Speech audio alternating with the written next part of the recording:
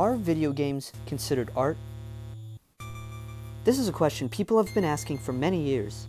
In order for this question to be answered, we need to understand how the question came to be in the first place.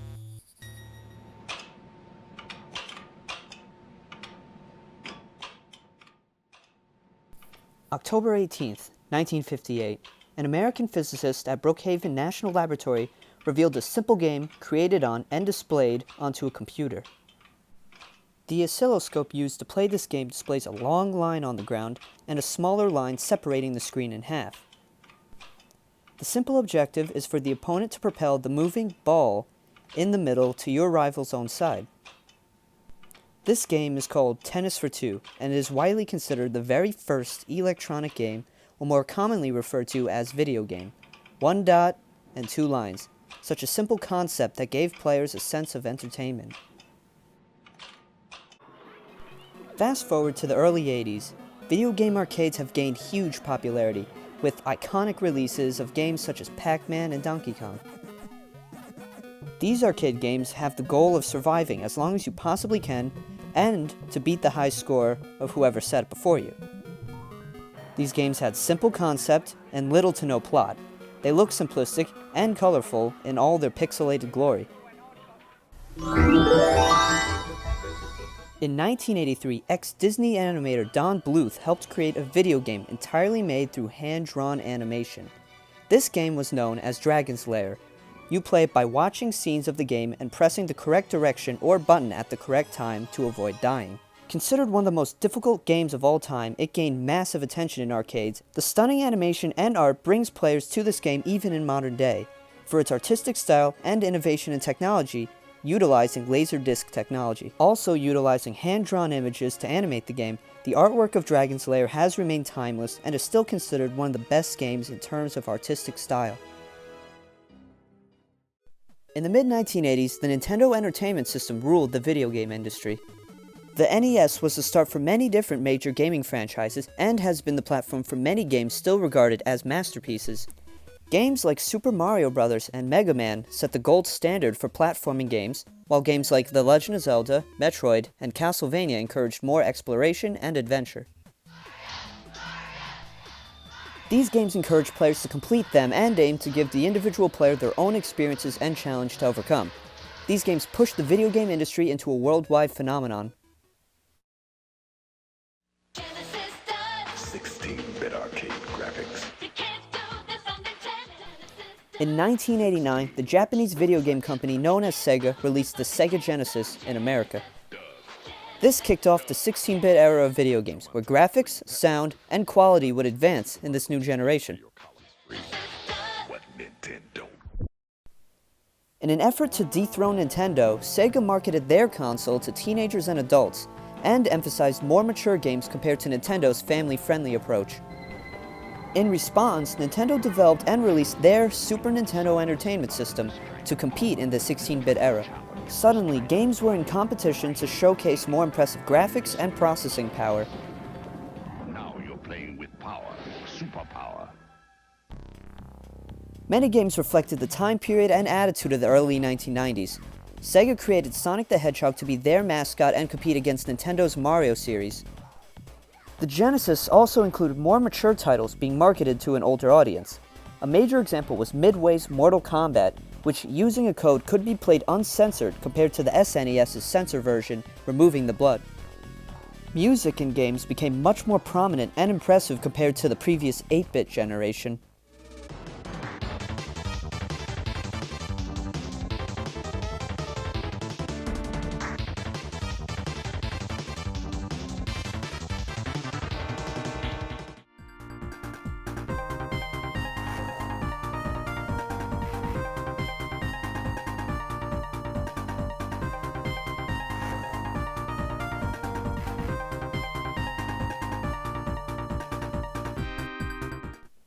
RPG games became more popular with complex storylines such as the Earthbound series and Final Fantasy series. Games would become more complex, colorful, and have a larger impact on pop culture during the 1990s. The next logical step in the evolution of video games would be the leap from two-dimensional to three-dimensional games during the mid to late 1990s.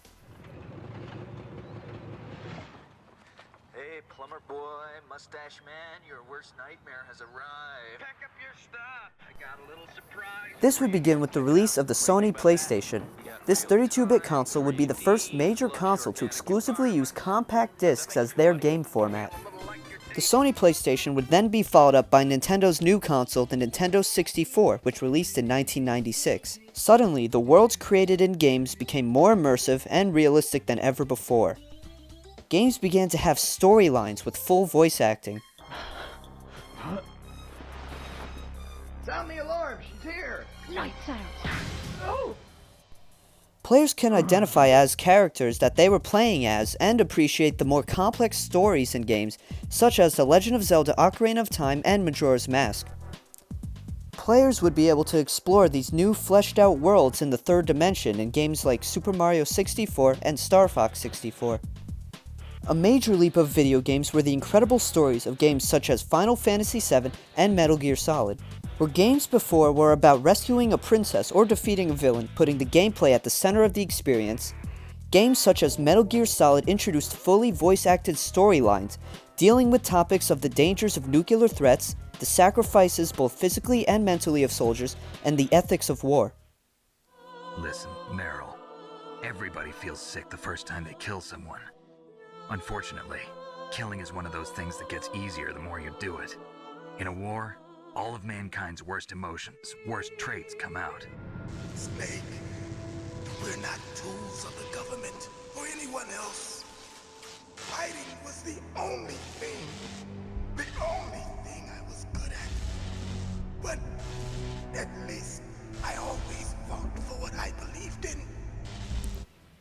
Telling a story through voice acting and fleshed out characters took more of an emphasis to the gameplay, making Metal Gear Solid more like a movie than a video game. Video games started to appeal more to a greater audience due to the more fleshed out characters, stories, and music due to the use of CDs, as the PlayStation not only was a game console, but also a standalone CD player at an affordable price. The beginning of the 21st century marked a new era for gaming. The PlayStation 2 would release the following year, seeing the Nintendo GameCube as well as Microsoft's new home console, the Xbox. This console would transform multiplayer experiences with the introduction of Xbox Live in 2002. Xbox Live would connect people around the world through the use of the internet, expanding the gaming community to the entire world. It was alright though, it wasn't like I was all distraught or anything about losing, you know? Why? I mean, it would have been nice to have won, but hey, you win some, you lose some, right? The release of the Halo franchise would invest players even more into its world and story by putting the player into an empty shell of a character, causing the player to experience the story through their own eyes. With this generation, graphics became even more realistic, games defined the era of the 2000s, and took stories to a greater level. Games like Metal Gear Solid 2 brought storytelling to a whole new level with extremely in-depth plots, as well as diving deep into social and political aspects of the changing times, and the transition to the digital age, as well as the dangers that could one day come with AI and social control through the internet. You exercise your right to freedom, and this is the result. All rhetoric to avoid conflict and protect each other from hurt. The untested truths, spun by different interests, continue to churn and accumulate in the sandbox of political correctness and value systems. Everyone withdraws into their own small gated community, afraid of a larger forum. They stay inside their little ponds, leaking whatever truth suits them into the growing cesspool of society at large. Games like Halo 2 sold more copies and made a profit higher than blockbuster movies of its year. Fan bases became devoted to their franchises and console. A major sense of community arose through the internet and multiplayer with games, whether it was couch co-op, to online multiplayer, to community LAN parties.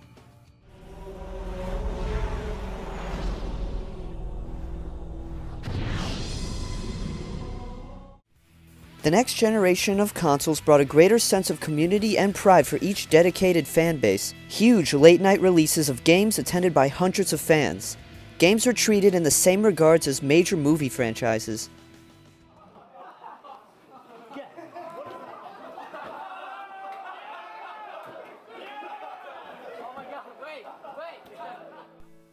More community features on games help grow the bond of fan bases, along with excitement of major game releases. Games became more lifelike and more complex with high-definition sound quality and graphics. Online services were now more popular than ever, with wireless connectivity allowing for instant connections with friends across the world. Games like Red Dead Redemption and GTA 4 changed the way stories were told in games, with complex and in-depth characters and immersive open worlds. I killed people, smuggled people, sold people. Perhaps here, things will be different. Retro games would be re-released, preserving many classic games. Huge games that changed the industry such as Minecraft and GTA 5 are games that are still supported today after more than a decade since their initial release. The 2010s brought us modern consoles such as the Xbox One and PlayStation 4, which brought us games with photorealistic designs, the largest, most in-depth open worlds ever made in video games with lively characters fully captured through facial and body capture features. Games like Red Dead Redemption 2 connected players to characters more than any other game before. Massive campaigns spanning over 50 hours with nearly infinite replayability were released with stunning visual and sound designs. We ain't both gonna make it. Go. Now. I'll hold them off. It would mean a lot to me. Battle Royale games became extremely popular as a worldwide phenomenon, such as Fortnite or Call of Duty Warzone. In 2020, the world was changed by the COVID-19 lockdown. People were stuck at home with little ways to amuse themselves and interact with their friends. Video games were able to connect friends together during these times and helped create new memories and experiences for the people who experienced the lockdown. Video games have been a major part of human culture for over 40 years, with people recognizing video game characters like Mario and Pikachu more than Mickey Mouse. So this brings us back to the question: should video games be considered art? If this was meant to be done solely on the definition of art, then yes they are, as art is defined as the expression or application of human creative skills and imagination, typically in a visual form, producing works to be appreciated primarily for their beauty and emotional power. Video games are made by passionate developers who pour their soul and imagination to bring the most emotional stories and visually stunning graphics to a consumer, all for the price of $60. Millions of people appreciate video games, whether they are modern-day spectacles or looked back on as masterpieces from a past time, which are still relevant in modern times. Some games remain timeless and can even represent the state of the world during this time, and bring people to the same kind of enjoyment it did when it first released. People consider movies, literature, and music art, yet video games give you more of an immersive experience than any other form. Not all games may be good, much like not all movies, books, or songs are good, but video games give people experiences that they can find nowhere else, and should most definitely be considered art in the current day. Older generations may still see video games as just dots on a screen, and we can't blame them there. Video games are commonly associated with older generations as Atari or Nintendo games, thinking back to the 1980s. Nonetheless, they are still products of their time, which can be enjoyed by all generations.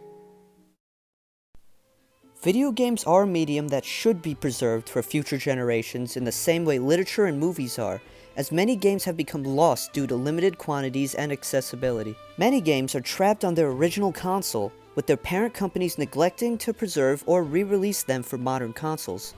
This has led to an increase in retro game piracy, as buying a vintage console, plus a controller and a means to display the game, either with an older TV or an adapter, just to play a game which itself could cost as much or more than a console, has led to the increase of simply downloading a game illegally for more convenience. Although officially games are not seen as an art form, the fan bases and gaming community try to preserve these games once considered state-of-the-art. These games deserve to be preserved for future generations, but with corporations taking down sites meant to preserve games while holding official copies and re-releases puts players in a poorer situation, as most cannot access these stories, these visual spectacles, and experiences. Video games, no matter how old, are art, and deserve to be treated as such. Future generations should have the ability to experience these games as people before them had the opportunity to. As the generations that grew up playing video games age, video games will be treated more as an art, as they rightfully should be seen.